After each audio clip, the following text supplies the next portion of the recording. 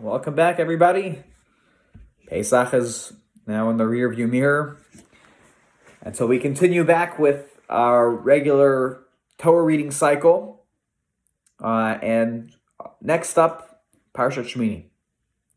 The end of the previous Parsha, Parshat Tzav, Moshe commands Aaron and his sons during the 7 days during which the Mishkan, before on the 8th day, was going to be opening day, inauguration day.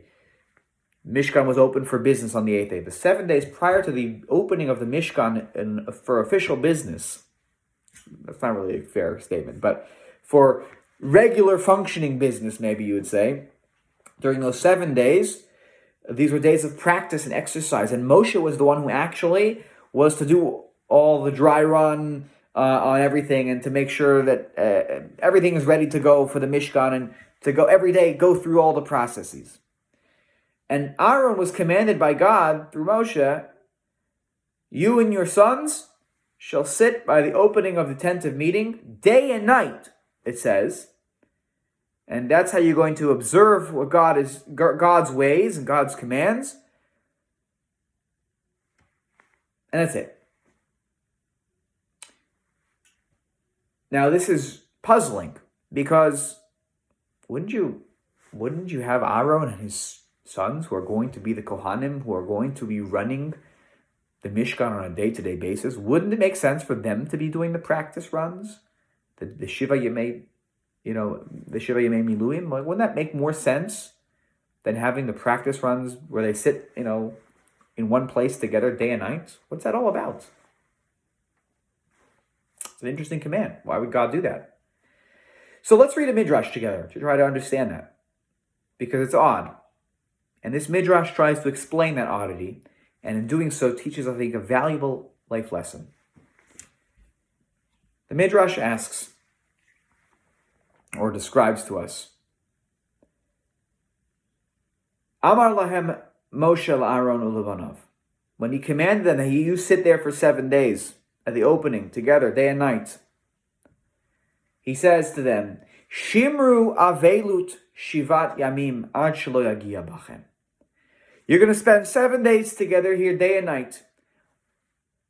And you're going to spend these days as 7 days of mourning until something happens at the end of 7 days, and then there will be tragedy. So you're going to sit proactively, sit Shiva before there is a reason to sit Shiva. It's wild. This is the Midrash, right? Sit Shiva before something happens. We do know that what happens on the 8th day, Nadav and Avihu, two of our own sons, they do something that they're not supposed to, and they are unfortunately struck down and killed by God for conduct that was not deemed appropriate. Unclear what that was exactly, but it was not appropriate. Ushmartem et mishmeret Hashem. The pasuk says that you shall observe, the commandments of God. What does that mean, that verse? That when it says you shall observe sort of God's commands and God's ways, means just like God did this for 7 days before he destroyed the world, the time of Noah with the flood, Kevayachol, he sat Shiva too. He observed mourning too. Torah says God was saddened that he had created man, Vayit atsev el libo, and he was sad in his heart. What is Vayit atsev? Ein atziva ela eifel, refers to mourning. Shenemar, it says in Shmuel Bet, when it talks about David HaMelech, V'tehi ha'teshua bayom hahu le'evel al Yisrael, the salvation suddenly turned into mourning for the Jewish nation, because they heard ki ne'etzav hamelech al beno. David HaMelech was saddened about what happened to his son. His son was grieving over his son, and the word is ne'etzav, and he's mourning really. So you see, ne'etzav is related to the word atziva. Sadness is related to the word avel, mourning, in the Bible. The Midrash continues, "Be'ota shah shamar HaKadosh Baruch Hu shivat yamei ha'evel." When he decided he's going to destroy the world, he gave himself 7 days to mourn before the destruction and the tragedy and the loss. Shneimar, Vayihi lishivat hayamim v'chein hamabul ahu al haaretz. The Torah tells us, God then, 7 days passed, and the flood came. And so Moshe tells Aaron and his son and Aaron's sons, just like God did that, he sat Shiva before the world was destroyed.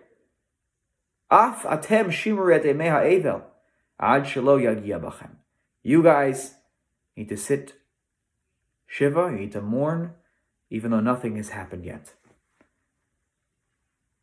Now that Moshe informed them of this tragedy that was impending is surprising. It's certainly not pshat, a simple way to understand what's going on in the text of the Torah. But what does this Midrash teach us about the question that we began with? What's going on here? Why did Aaron and his sons sit on the side? What was God trying to do by putting them together for 7 days? And perhaps the message is the following. He wanted Aaron and his family to spend quality time together, day and night, the Torah says, for 7 days. It doesn't lessen the tragedy. We see, once Nadav and Avihu die, Aaron is silent, he has no words.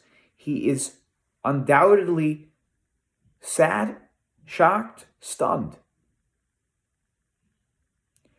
But perhaps there is a drop of comfort. Again, doesn't minimize the loss and the pain, and nothing is minimized. That is real. That is unbelievably painful. But maybe there's a drop of comfort in the fact that at the end of his time with his two sons, Nadav and Avihu, and for Nadav and Avihu's brothers to be able to spend their last days with their two brothers, day and night. What do they do all day?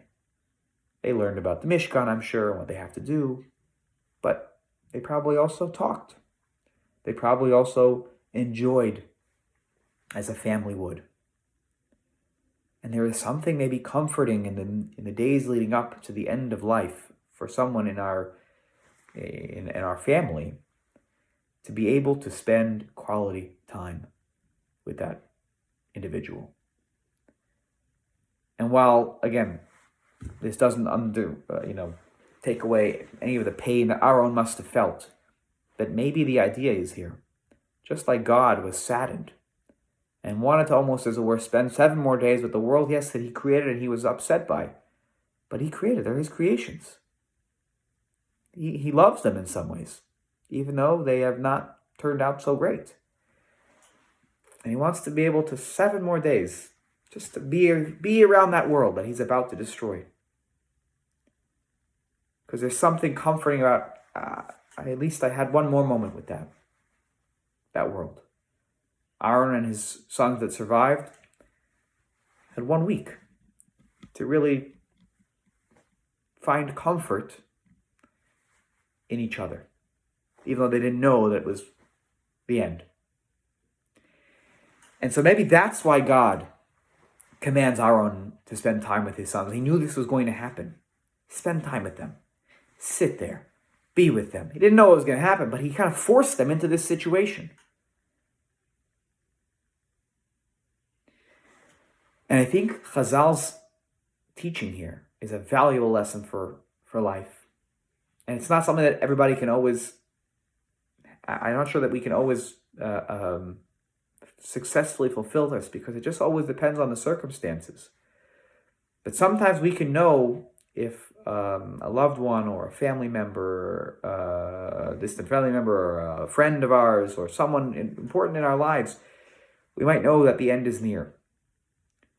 And what this Midrash is telling us is that in some ways the Avelus can start before the official Avelus.